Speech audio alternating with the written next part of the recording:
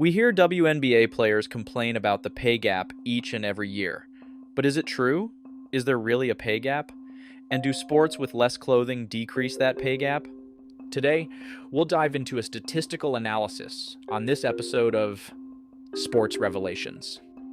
So first, we'll start off by answering the question, is there a pay gap? The answer to that question is very complicated to say the least. However, if you really want an answer, the answer is yes. But in favor of who? Because depending on how you look at it, the pay gap is almost always in favor of women. Starting off with basketball. In the NBA, the average salary is between $8.7 million and $11.9 million. In the WNBA, the average salary is between $102,000 and $130,000. This means the average NBA player makes about 95 times more than the average WNBA player. So it's a clear pay gap in favor of men, right? Hell no. Because when we look at the amount of money their leagues bring in, things tell a completely different story. Let's take a look at each league's net profits, which is the amount of money a company actually makes after all expenses are accounted for. In the case of the NBA, their net profit is expected to be between $3 billion and $4 billion.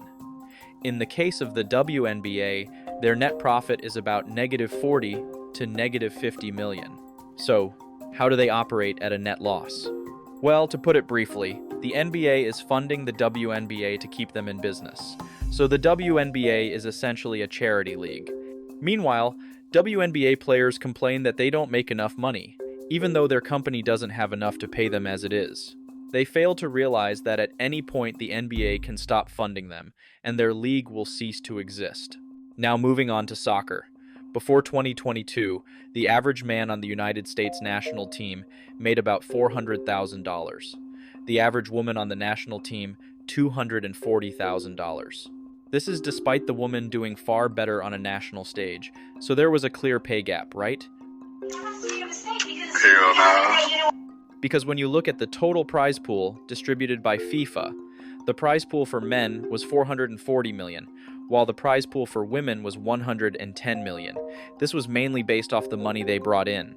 The 2022 Men's World Cup in Qatar brought in an estimated gross revenue of $7.5 billion.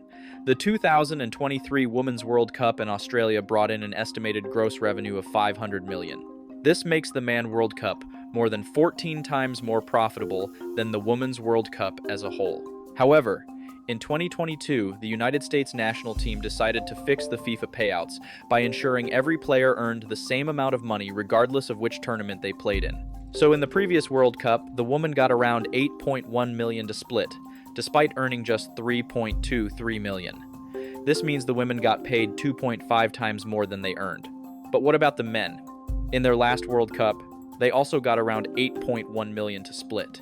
This is despite them earning around $13 million.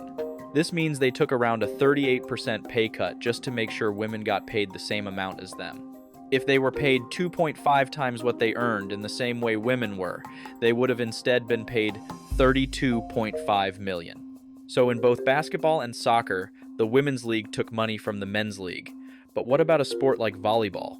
Well, in volleyball, the average man who plays for the national team makes between $100,000 and $350,000 a year. The average woman who plays for the national team between $150,000 and $450,000. Interesting. And in gymnastics, we see an even greater discrepancy, with top male gymnasts making between $100,000 and $500,000 yearly. The top women in the field, $5 million plus. With the pay gap being what it is in these sports, surely women will share their money with the men, right?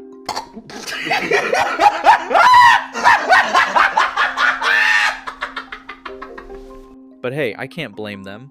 If you can convince someone to give you their hard-earned money, by all means, go ahead.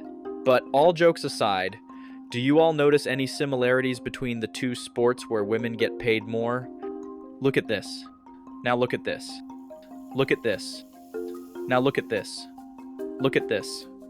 Now look at this. Well, the answer is one we all know, but none of us want to say out loud. The women in these sports wear very little clothing. In fact, this is common in sports with little to no pay gap. Don't believe me, this is a list of sports. where the pay of women rivals and even surpasses that of the men. As you can see, the athletes on this list wear little clothing, or at the very least, tight clothing. Now this is a list of sports that have the largest pay gaps, a noticeable difference, right? And to make this point statistically undeniable, this is an AI-generated list estimating what percent of an athlete's body is exposed per sport. But why? Why do women who wear less clothes get paid more? Well, to put it bluntly, most of the people who watch sports are men.